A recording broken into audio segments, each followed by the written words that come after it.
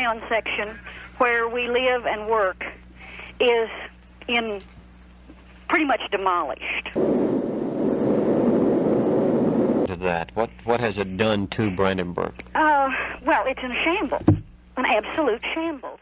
On April 3rd through 4th, 1974, 148 tornadoes occurred in 13 U.S. states, killing 315 and injuring more than 6,000. The 1974 super outbreak.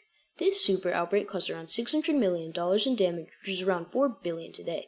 In the midst of this tragedy, many substantial turning points in history occurred, with many scientific discoveries as well as important legislation occurring as a result of this outbreak, which in turn has saved a countless number of lives. In the days leading up to the super outbreak, meteorologists knew that there would be storms. However, they never could have predicted the magnitude of those storms. The forecasts were very unspecific. The forecast described scattered severe thunderstorms expected today and tonight.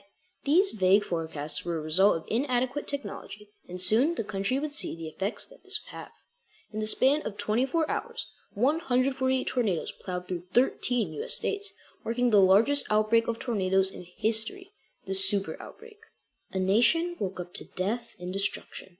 Some of the blame can go to poor technology, as tornadoes would often need a ground report to muster a warning.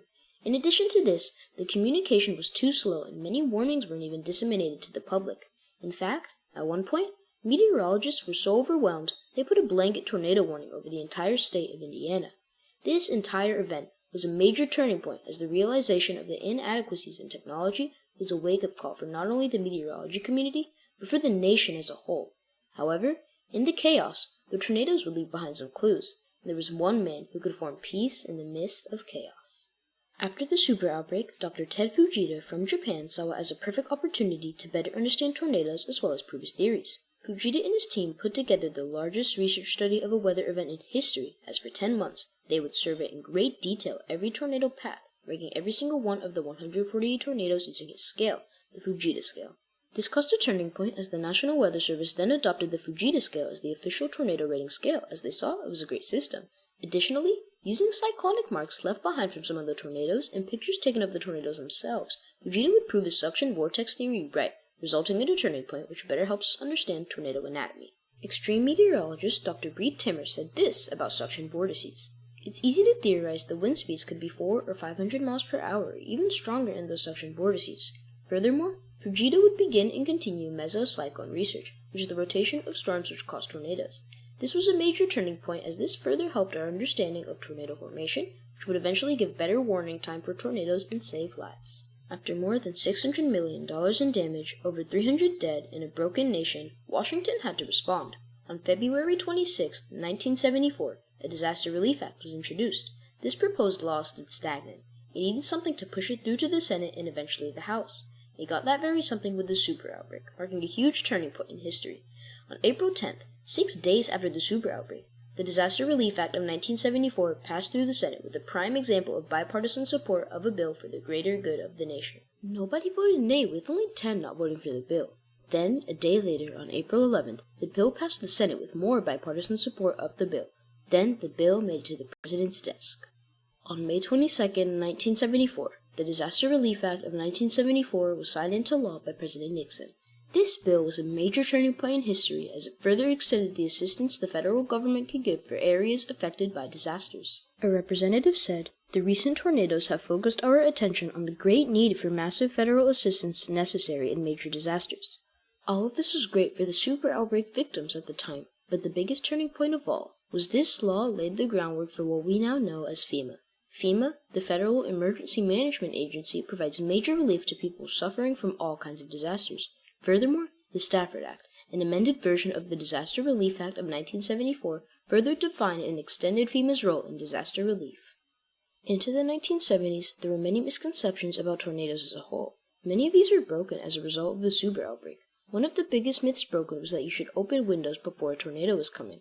They believed when the tornado passed over, the pressure difference would explode your home, when really, all it did was make it easier for damaging winds and tornado missiles to be hurled in at great speeds and cause even more danger. In fact, the National Weather Service at the time instructed people to do this. An Atlanta Constitution newspaper from the time said, "Here's a list of safety precautions the National Weather Service advises you to take if a tornado is approaching.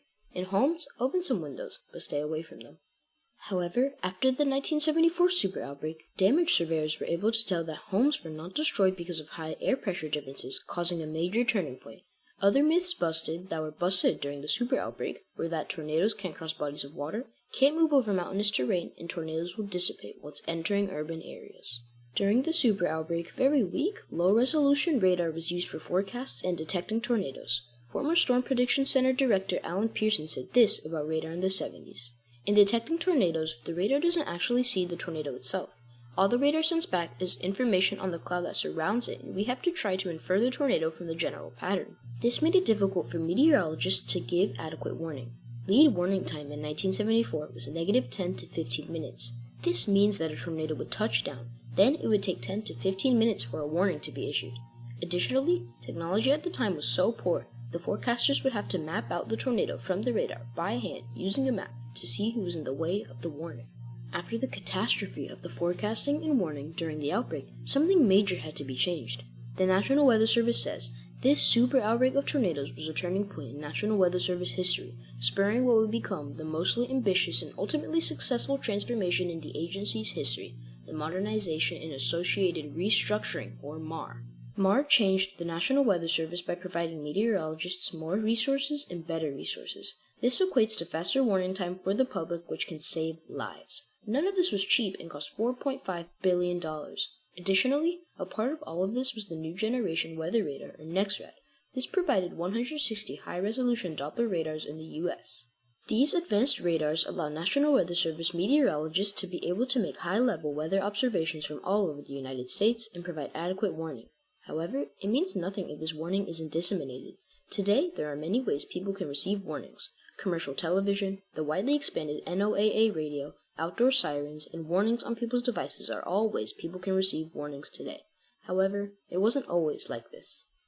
On June 24, 1975, Flight 66 from New Orleans to New York crashed while attempting to land. All but 12 of 124 died. After this crash, the John F. Kennedy Airport invited the now well-renowned Dr. Ted Fujita to study the crash and damage. While studying the crash, Dr. Fujita went back to his pictures from the damage of the 1974 super outbreak. When he came across some trees in a field that were pointed in different directions, Fujita had his answer. After the survey, Dr. Fujita reported that a microburst had crashed the plane. A microburst, a sudden, powerful air current that moves downward, was responsible for this and what Fujita believed to be many other crashes in history. After this survey, Fujita met heavy criticism from the meteorological community. They believed that he was trying to put a new name on the well-known gust front and take the credit for it. However, Fujita's theory would eventually be proved right. On May 29, 1978, Fujita and scientist Jim Wilson would observe the first microburst on radar using the Doppler. This was a major turning point in history, as pilots began developing ways to fly through microbursts. Additionally, microburst safety was added to piloting schools. Plus, command towers would now be given Doppler radar, and radar would even be implemented on flights themselves. The damage photos from the 1974 super outbreak helped Dr. Ted Fujita discover a phenomenon that had secretly been claiming lives for decades. Now, there has not been another microburst-related crash since 1994, and this discovery has saved an untold number of lives.